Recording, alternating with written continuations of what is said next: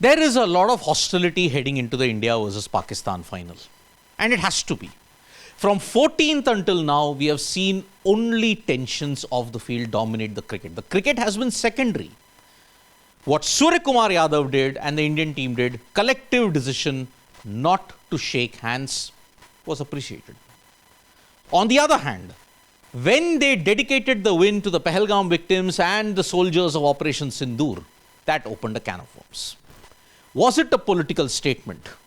Because in response, Pakistan did these gestures, 6-0, then they were showing planes getting shot down and all those other things. Social media has amplified it 10x without the right context, without the right situation. Currently, there is a hearing going on. Sahibzada Farhan, Haris Rao, Fahim Ashraf will all say, all those have no meaning. Sahibzada Farhan will give the excuse of culture. But what is the rule that prohibits political messages? Now, everybody is saying that it is political. But what does the ICC rule say? Unfortunately, even here the ICC is on a sticky wicket. Because what can they do? They can only fine a player. They can't ban a player.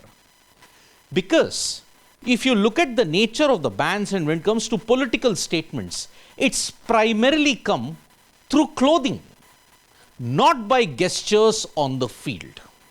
Now, what is that rule state? The ICC rule on political statement, it doesn't refer to player action, because player action is deemed under Article 2.1 of the spirit of the game situation. But that is subjective. Only in the clothing bit does the political statement get a clear-cut mention. It says, approval shall not be granted for messages which relate to political, religious or racial activities or causes.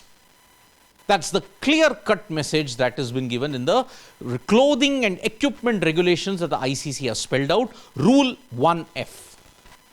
But what am I referring to here? This was 2014, this was 10 years later. Moeen Ali in this case, Free Palestine, Gaza. Usman Khwaja on his shoe. But it came during a cricket match under the auspices of the ICC. It may be a bilateral series. Moeen Ali did in a bilateral series.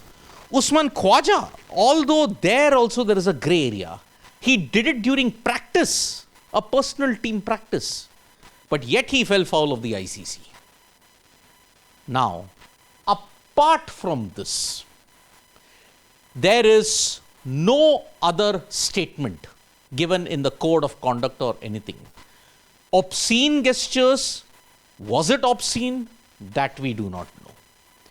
Was it mocking?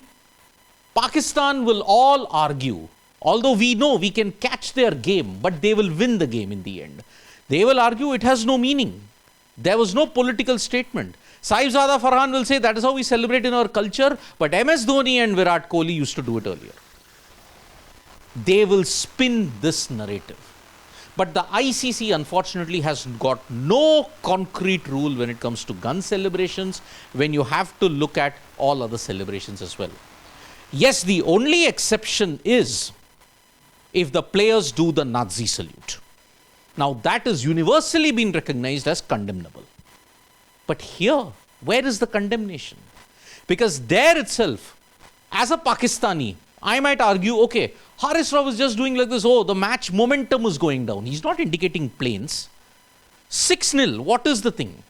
He got away with a football scoreline of 6-0 in the practice match. Fahim Ashraf also 6-0. Either he indicated India won by 6 wickets. As a Pakistani, these things will float and they will win the narrative in that sense. But here, we all know the broader context. Unfortunately, the ICC doesn't have a rule. Just like the handshake. It's just a preamble that you have to shake the opponent's hand irrespective of results. But that's a preamble. Nowhere does it say that the handshake has to be mandatory. So, you will never see a player get banned. You will only see heavy fines. 15% to 100%, whatever be the quantum. But you will not get a suspension or a ban. And the ICC going ahead might have to crystallize the rules on certain gestures, which could be insensitive. We know that Pakistan are insensitive, but the world doesn't believe in that. And that's the tragedy of the whole part. Thank you so much, folks, for joining us for this video. Subscribe to Sports Today for all the latest news and analysis.